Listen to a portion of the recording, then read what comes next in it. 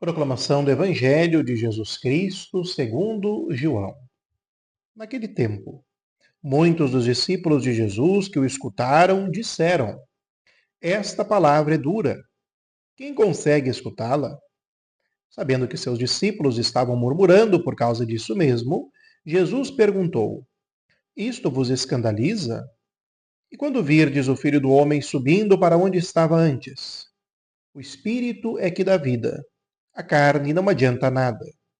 As palavras que vos falei são espírito e vida. Mas entre vós há alguns que não creem. Jesus sabia desde o início quem eram os que não tinham fé e quem havia de entregá-lo.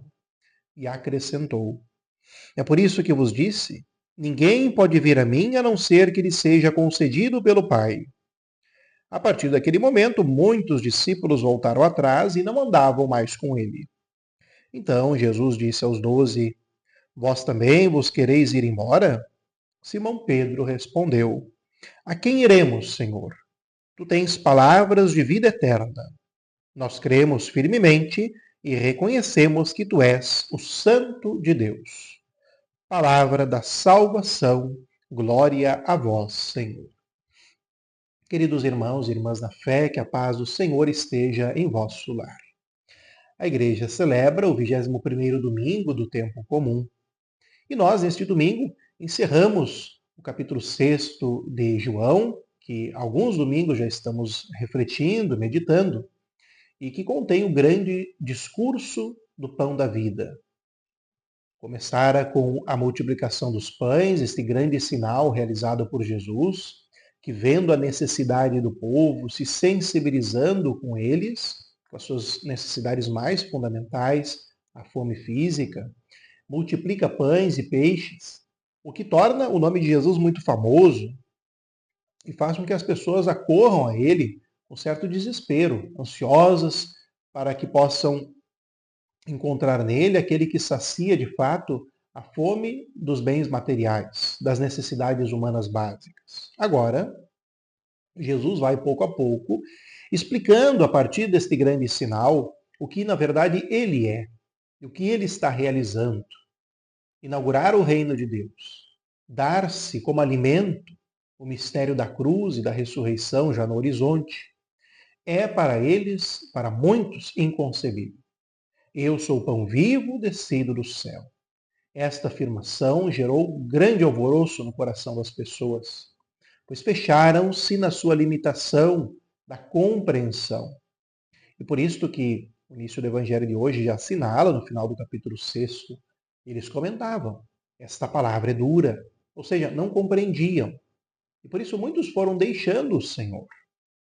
Aqui nós podemos parar e, seguindo o que Agostinho diz na sua reflexão acerca desse capítulo, e que na relação com Deus, e depois também podemos utilizar na relação entre nós podemos nos pautar de duas maneiras diferentes. Uma mais favorável, outra bem menos favorável. Podemos querer compreender para crer ou crer para compreender. Nós vivemos em um tempo em que o conhecimento humano, o científico, o tecnológico, ele é muito marcado entre nós. Ele causa menos possibilidade de surpresas, maior domínio, fecha muitas possibilidades, nos dá mais segurança. Por isso queremos conhecer tanto as coisas. E por outro lado, também por isso temos tanta dificuldade de confiar naquilo que nós não conhecemos por inteiro ou em boa parte.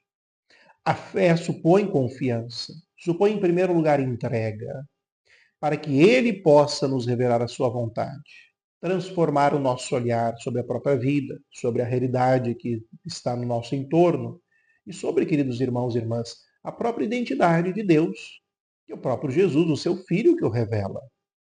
Ele se faz alimento, um alimento espiritual, para que no mundo nós possamos ser sinais e testemunhas. Por isso é que as pessoas trancaram aí, pois queriam entender para depois crer.